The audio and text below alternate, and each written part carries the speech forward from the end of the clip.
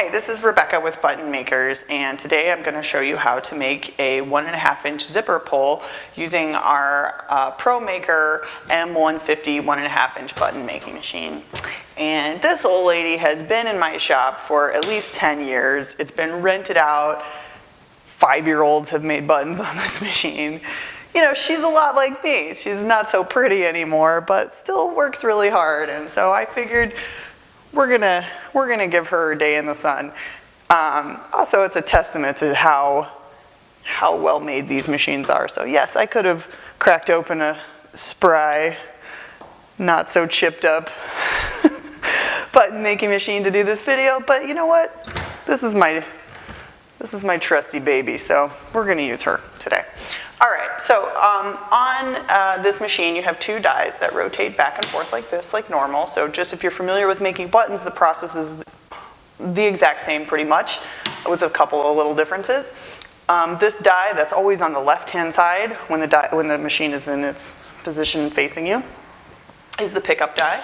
You insert the shell into the pickup die, smooth side up. When the shell is in there properly, you cannot get it back out. If it's in there improperly, you can take it back out easily.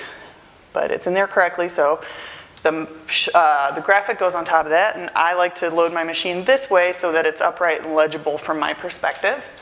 Piece of Mylar goes on top of that, 1 piece only.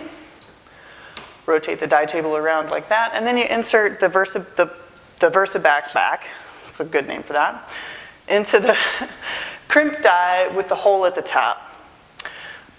You can also load your machine this way, but my brain works like this. So it's like, this is how it looks from my perspective. That's the top, that's the top. So, all right, pull the handle down all the way and now all that stuff gets sucked up into the upper die. And then rotate the die table around so that this die is now underneath. Pull the handle down again, lift up. Okay, and then the VersaBack just goes in to the hole, just pops right in like that. And then your zipper pull connects like that.